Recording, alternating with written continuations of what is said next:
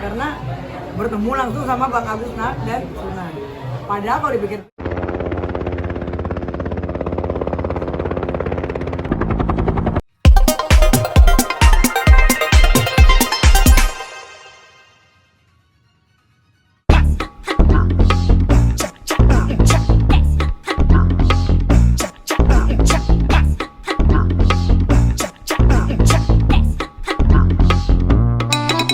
juga ke Polda itu, waduh, biasa, dijelasin aja. Oke. Dijelasin aja ya.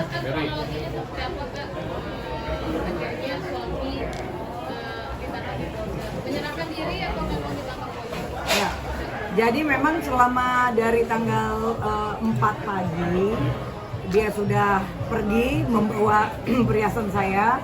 Di tanggal 5 Juli kita membuat laporan karena tidak ada itikat baik dia.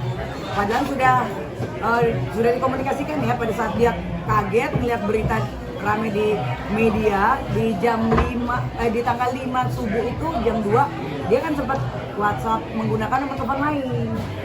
Yang lucu kenapa kalau emang dia niat baik kenapa nggak dinyalain aja handphonenya kan gitu. Malah dia matiin total. Jadi kan itikat baiknya tidak ada, memang niatnya mau kabur kan gitu.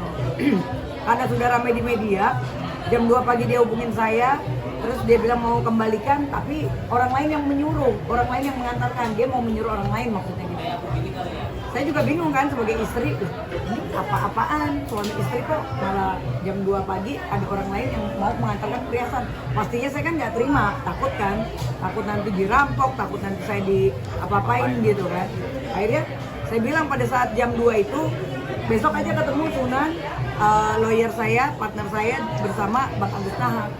Tapi ditunggu tidak muncul sampai dengan tanggal 5, akhirnya kita bikin LP. Nah dari tanggal 5 itu, tidak ada komunikasi juga kan, dia udah blokir saya pas tanggal 5 subuh karena dia mungkin kesal saya tidak mau ketemu. Dan dia mungkin takut karena bertemu langsung sama Bang Agus Nahak dan Sunan. Padahal kalau dipikir-pikir ya, kamu berani ngambil ya harusnya kan berani tanggung jawab. Kenapa? Kamu takut. Nggak ada kata-kata takut itu, tidak ada. Kalau dihukum itu ya kamu ngambil ya tindakan kamu, perbuatan kamu ya tanggung jawab karena kamu tidak mengambil barang orang tanpa hak. Apalagi kan perhiasan jumlahnya juga kan cukup lumayan ya bagi saya ya.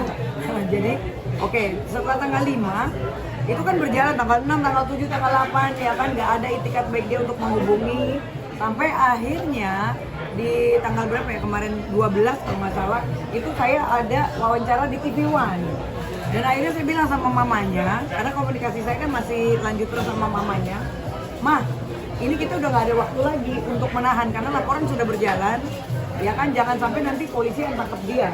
Ketika polisi tangkap dia ya saya udah nggak berdaya gitu loh karena ini kasusnya sangat berat, 363 pencurian dan pemberatan kan gitu. Ancaman hukumannya tinggi. Ancaman hukumannya bisa sampai dengan maksimal 12 tahun. Ya kan, jadi jangan main-main gitu kan. Akhirnya mamanya ketakutan, ya kan. Akhirnya kata mamanya, ya udah, mama mau datang ke Jakarta. Akhirnya kemarin datang hari Jumat tanggal berapa ya kemarin? Hari Jumat 12 ya berarti. Oh berarti aku TV One-nya tanggal 11. Oke, ya kan karena mamanya panik, aku juga bilang ini batas kesabaran partner saya, Bang Agus dan Sunan ini sudah maksimal gitu loh, ya kan? Bukannya kita tidak bisa mencari dia, tapi kita masih menghargai itikat baik dia. Oke, akhirnya ibunya datang dan kemarin itu datang hari Jumat, hari Sabtu kita akhirnya bertemu. Kata mamanya ya udah. Bagus sempat menghubungi temannya seolah mamanya tidak tahu keberadaan Bagus. Jadi saya nggak tahu apakah ada komunikasi, tapi biasanya kan ibu sama anak pasti ada komunikasi. Nah mungkin ibunya nggak tahu. Tapi ibunya di hari Jumat menjanjikan saya, oke, besok sore mama bawa Bagus, mama usahakan untuk ketemu Bagus dan mama coba usahakan untuk merayu Bagus untuk membawa perhiasannya. Karena dari beberapa hari Bagus kabur, mamanya masih bisa meyakinkan saya untuk perhiasannya masih ada. Berarti kan ada konfirmasi terhadap mamanya. Nah ini dia kan juga ada komunikasi dan ini juga kan sebetulnya kita sangat menyayangkan juga ya. Kenapa harus berkomunikasi sama mamanya? Karena ini kan tindakan pencurian dan seharusnya mamanya juga tetap kooperatif. Tapi ya karena kemarin aku juga berusaha untuk baik, ayo Lama, gimana caranya? Oke, akhirnya di kemarin hari Sabtu tanggal berapa? 13.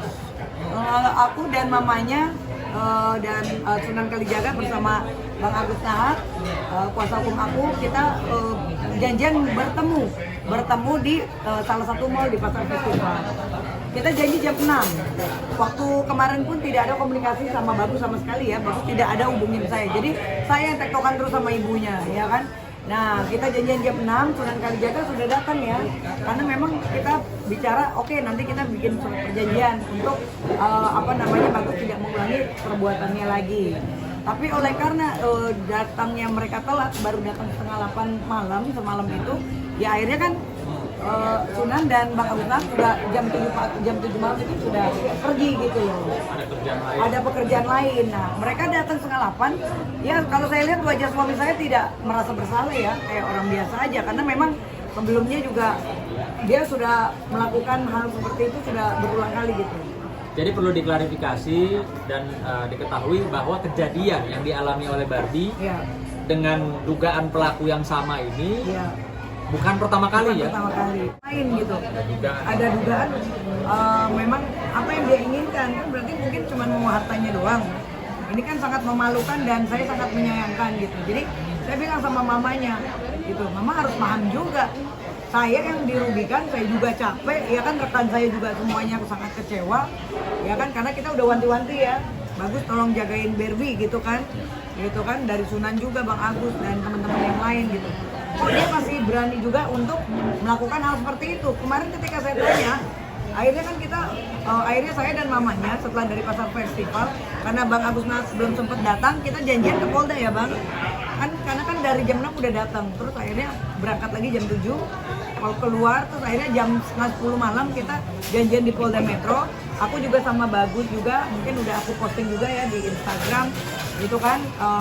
Terus akhirnya Bagus harus bertemu dengan penyidik dan menjalankan proses BAP. Itu di